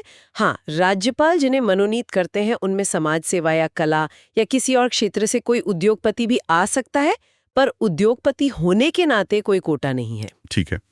और विधान परिषद के अपने स्पीकर, चेयरमैन होते होंगे? हाँ, चेयरमैन और डेप्यूटी चेयरमैन होते हैं, सभापति और उपसभापति। उन्हें कौन चुनता है? राज्यपाल? नहीं, राज्यपाल नहीं। विधान परिषद के सदस्य खुद अपने में से ही एक सभापति और एक उपसभापति चुनते हैं। चलिए अब आते हैं सबसे अहम सवाल पर, शक्तियां। विधान परिषद के पास कितनी पावर है? क्या ये विधानसभा के बराबर है, खासकर कानून बनाने में? यहीं पे आप कह सकती हैं कि विधान परिषद की भूमिका थोड़ी सीमित हो जाती है।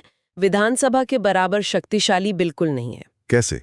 देखिए, अगर कोई साधारण बिल है, मतलब नॉन मनी बिल, वो विधानसभा से पास होकर पहली बार विधान परिषद में आता है, तो परिषद उसे ज्यादा से ज्यादा 3 महीने तक रोक सकती है। 3 महीने तक? वो उसमें बदलाव सुझा सकती है।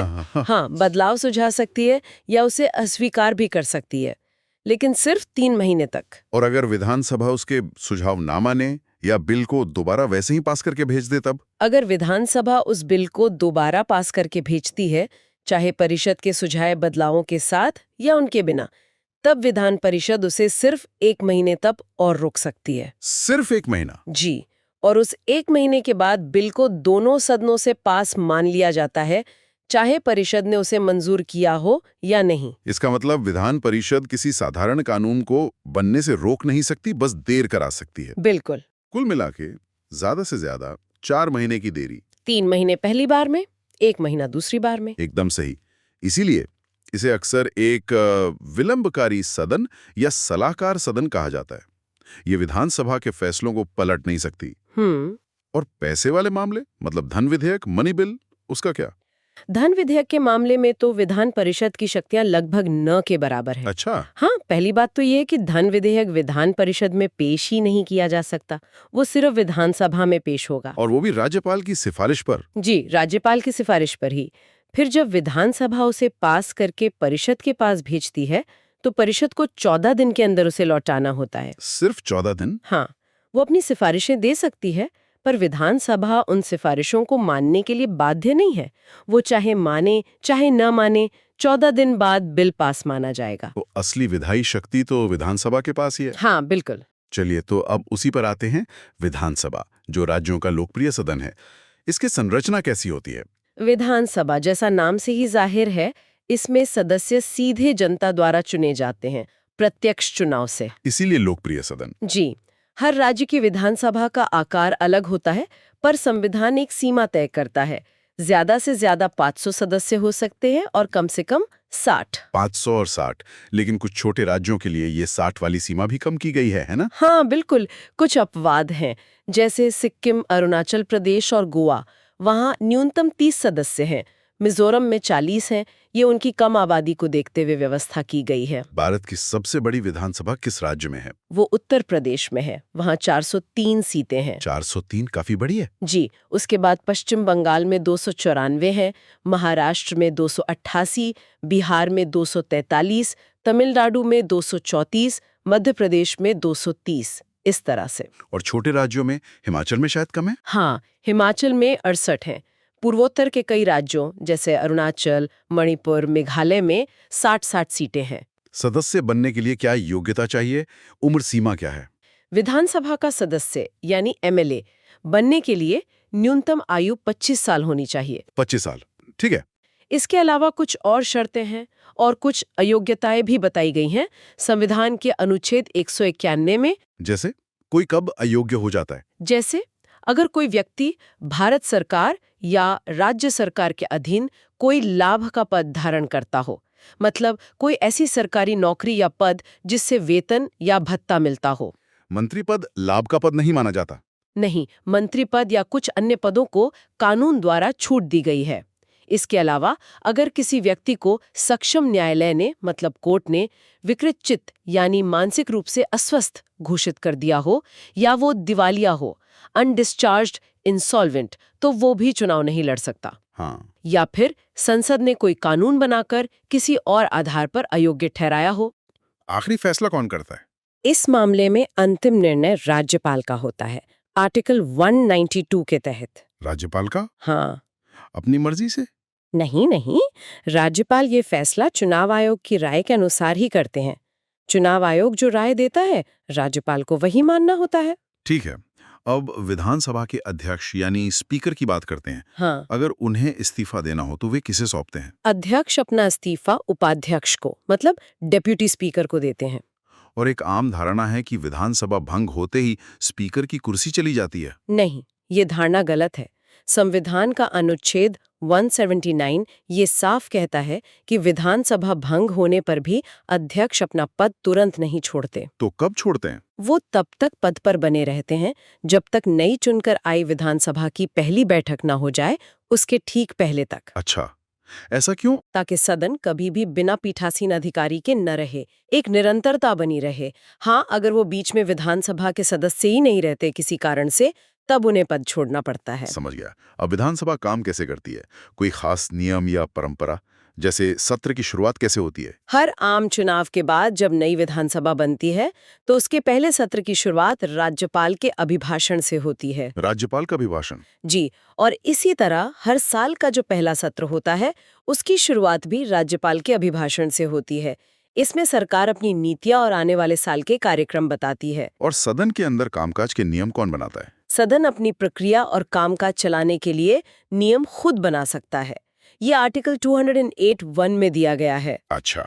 लेकिन एक दिलचस्प बात यह है, एक परंपरा सी बन गई है कि अगर किसी खास विषय पर राज्य विधानसभा के अपने नियम स्पष्ट नहीं है या नहीं बनाए गए हैं, तो अक्सर लोकसभा के नियमों का पालन कर लिया जाता है। ये तो रोचक है। अच्छा, किसी बैठक के लिए कम से कम कितने सदस्य होने जरूरी हैं? कोरम जिसे कहते हैं। हाँ, कोरम या गणपूर्ति। इसके बिना सदन की कार्यवाही वैध नहीं मानी जाती। कितना होता है ये? नियम ये है कि सदन की बैठक के लिए कम से कम 10 सदस्य या सदन की कुल सदस्य संख्या का 10वां हिस्सा 1/10 इनमें से जो भी ज्यादा हो वो मौजूद होना चाहिए। पीठासीन अधिकारी को मिला के? हाँ, पीठासीन अधिकारी यानी स्पीकर या चेयरमैन, उनको मिलाकर। अगर कोरम पूरा नहीं है तो उनकी जिम्मेदारी है कि वो सदन की बैठक को स्थगित कर दें तब तक के लिए जब तक कोरम पूरा न हो जाए। ठीक है। एक जरूरी सवाल और, बिल या विधेयकों का क्या होता है जब सदन का सत्र खत्म होता है, यानी सत्रावसान होता है, या फिर विधानसभा ही भंग हो जाती है, डिसॉल्व हो जाती है? क्या सारे बिल रद्द हो जाते हैं? यहाँ दो अलग अलग स्थितियों को समझना होगा। एक है सत्रावसान मतलब प्रोरोगेशन, जब सिर्फ सत्र खत्म होता है। हाँ। और दूसरा है विघटन मतलब डिसोल्यूशन, जब पूरी विधानसभा ही भंग हो जाती है, उसका कार्यकाल खत्म हो जाता है। ठीक है। तो सत्रावसान पे क्या होता है? जब सिर्फ सत्र खत्म होता है, सत्रावसान होता है, तो सदन में जो बिल पेंडिंग होते हैं वो खत्म नहीं होते, लैप्स नहीं होते, उन्हें अगले सत्र में फिर से उठाया जा सकता है। ओके, वो बने रहते हैं। जी, लेकिन जब विधानसभा ही भंग हो जाती है, विघटन होता है, तब स्थिति अलग है। तब क्या होता है? तब कोई भी बिल जो विधानसभा में ही पेंडिंग था, चाहे वो पेश हुआ हो या किसी कमेटी के पास हो, वो खत्म हो जाता है, लैप्स हो जाता है। अच्छा। और कोई बिल जो विधानसभा ने तो पास कर दिया था लेकिन विधान परिषद में पेंडिंग था, उन राज्यों में जहां परिषद है, वो भी खत्म हो जाता वो भी है। खत्म क्यों? इसका तर्क ये है कि वो बिल पुरानी विधानसभा की इच्छा दर्शाता था। अब नई विधानसभा चुनकर आएगी तो उस बिल पर नए सिरे से विचार होना चाहिए, नई सभा का जनादेश लिया जाना चाहिए। लॉजिकल है। और कोई ऐसी स्थिति जब बिल खत्म ना हो? हाँ, अगर कोई बिल विधान परिषद में शुरू हुआ था और वहीं पेंडिंग है और अभी तक विधानसभा तक पहुंचा ही नहीं था, तो वो विधानसभा के भंग होने से खत्म नहीं होता, क्योंकि वो विधानसभा से जुड़ा हुआ नहीं था अभी तक। ये अंतर समझना जरूरी है। बिल्कुल, ये नियम सुनिश्चित करते हैं कि विधानसभा के भंग होने पर उसके काम ज्यादातर लैप्स हो जाएं, ताकि नई सभा नए सिरे से काम करे। धन विधेयक पर वापस आते हैं। आपने बताया कि ये सिर्फ विधानसभा में पेश हो सकता है, राज्यपाल की सिफारिश पर। क्या इसे कोई भी सदस्य पेश कर सकता है? नहीं, धन विधेयक सिर्फ सरकार का कोई मंत्री ही पेश कर सकता है। कोई प्राइवेट मेंबर यानी जो मंत्री नहीं है, वो सदस्य से पेश नहीं कर सकता। सिर्फ मंत्री? हाँ। ठीक है। अब एक स्थिति सोचिए, बजट बहुत ही संवेदनशील मामला होता है। अगर वो सदन में पेश होने से पहले लीक हो जाए, बाहर आ जाए, तो क्या होगा? ओह, ये तो सरकार के लिए बहुत बड़ी शर्मिंदगी की बात होती है। इसे प्रक्रिया का गंभीर उल्लंघन माना जाता है। तो क्या होता है फिर? ऐसी स्थिति में ये एक स्थापित परंपरा है कि वित्त मंत्री को नैतिक जिम्मेदारी लेते हुए इस्तीफा देना पड़ सकता है। इस्तीफा, ठीक है। हाँ, क्योंकि ये उनकी जिम्मेदारी मानी जाती है कि बजट गोपनीय रहे। कभी कभी हम सुनते हैं अल्प सूचना प्रश्न, शॉर्ट नोटिस क्वेश्चंस। ये क्या होते हैं? सामान्य प्रश्नों से अलग? हाँ, ये सामान्य प्रश्नों से अलग होते हैं। अगर कोई मामला बहुत ज्यादा जरूरी और सार्वजनिक महत्व का है, जिस पर तुरंत सरकार का ध्यान दिलाना जरूरी है, तो सदस्य सामान्य नोटिस अवधि, जो आमतौर पर 10 दिन से ज्यादा होती है, उससे कम समय देकर भी सवाल पूछ सकते हैं। कम नोटिस पर? जी, इसीलिए अल्प सूचना प्रश्न। लेकिन इसके लिए एक शर्त है। क्या? संबंधित मंत्री की सहमति जरूरी होती है कि वो इतने कम समय में जवाब देने के लिए तैयार हैं। अगर मंत्री सहमत हों तभी ये प्रश्न पूछा जा सकता है। और ये कब पूछे जाते हैं? प्रश्नकाल में? नहीं, ये आमतौर पर प्रश्नकाल के बाद उठाए जाते हैं। ठीक है। अब कुछ बातें सदस्यों और चुनाव प्रक्रिया से जुड़ी हुई। आजकल चुनावों में वीवीपीएटी का जिक्र खूब होता है। हाँ, voter verifiable paper audit trail. ये पहली बार कब और कहाँ इस्तेमाल हुआ था? इसका पहला प्रयोग जहां तक जानकारी है 2013 में हुआ था। नागालैंड में एक विधानसभा क्षेत्र है नोक्सिन, वहां के उपचुनाव में। नागालैंड में 2013 में ये चुनावी पारदर्शिता के लिए एक बड़ा कदम था। जी बिल्कुल। इससे वोटर को ये पुष्टि हो जाती है कि उसका वोट उसी उम्मीदवार को गया है जिसे उसने दिया है। एक और दिलचस्प चुनावी बात, कभी सुनने में आता है कि कोई उम्मीदवार जीत तो गया पर उसकी जमानत राशि जब्त हो गई। ये कैसे हो सकता है? हाँ, ये बिल्कुल हो सकता है। सुनने में अजीब लगता है पर हो जाता है। कैसे? ये तब होता है जब चुनाव में बहुत ज्यादा उम्मीदवार खड़े हों। नियम क्या है कि हर उम्मीदवार को चुनाव लड़ने के लिए एक सिक्योरिटी डिपॉजिट, जमानत राशि जमा करनी होती है। हाँ। अगर किसी उम्मीदवार को चुनाव में पड़े कुल वैध वोटों का कम से कम छठा हिस्सा 16th नहीं मिलता तो उसकी वो जमानत राशि चुनाव आयोग जब्त कर लेता है। अच्छा, 16th वोट चाहिए जमानत बचाने के लिए। जी। अब सोचिए किसी सीट पर मान लीजिए 25-30 उम्मीदवार खड़े हो गए तो वोट इतने ज्यादा बढ़ जाते हैं कि हो सकता है जीतने वाले उम्मीदवार को भी कुल वोटों का 16th हिस्सा न मिले। ओह, तो वो जीत तो गया पर 16 वोट नहीं मिले, इसलिए जमानत जब्त। बिल्कुल। ये दिखाता है कि मुकाबला कितना बिखरा हुआ था। गजब है। अच्छा, अब मान लीजिए कोई व्यक्ति पहले से सांसद है, एमपी है, हाँ। और वो राज्य विधानसभा का चुनाव लड़कर जीत जाता है, तब क्या होगा? दोनों जगह सदस्य रहेगा? नहीं, एक साथ दोनों सदनों का सदस्य नहीं रह सकता। नियम ये है कि अगर कोई मौजूदा सांसद राज्य विधानसभा का चुनाव जीत जाता है तो उसे चुनाव परिणाम आने के 14 दिनों के अंदर राज्य विधानसभा वाली सीट से इस्तीफा देना होगा। 14 दिन के अंदर? हाँ, और अगर वो ऐसा नहीं करता तो 14 दिन बीतते ही उसकी संसद वाली सदस्यता, चाहे वो लोकसभा का हो या राज्यसभा का, अपने आप खत्म हो जाएगी। मतलब उसे चुनना पड़ेगा कि कहाँ रहना है। जी बिल्कुल। क्या कोई व्यक्ति बिना विधायक या विधान परिषद सदस्य एमएलसी बने भी मंत्री बन सकता है राज्य में? हाँ, बन सकता है, लेकिन सिर्फ 6 महीने के लिए। 6 महीने? जी, संविधान इसकी इजाजत देता है।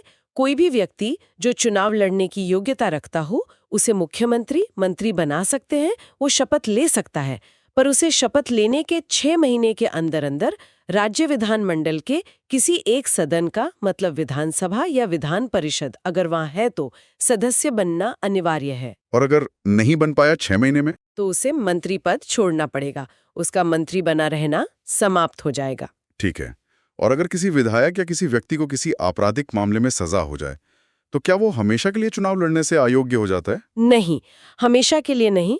यहाँ पर जन प्रतिनिधित्व अधिनियम 1951 representation of the people act, उसकी धारा 8(3) लागू होती है। वो क्या कहती है? वो ये कहती है कि अगर किसी व्यक्ति को किसी अपराध में 2 साल या उससे ज्यादा की कैद की सजा होती है तो वो सजा की अवधि के दौरान, मतलब जितने समय वो जेल में है, और जेल से रिहा होने के बाद अगले 6 साल तक चुनाव लड़ने के लिए अयोग्य हो जाता है। अच्छा, सजा की अवधि प्लस 6 साल। जी, तो ये एक सीमित अवधि की अयोग्यता है, स्थायी नहीं है।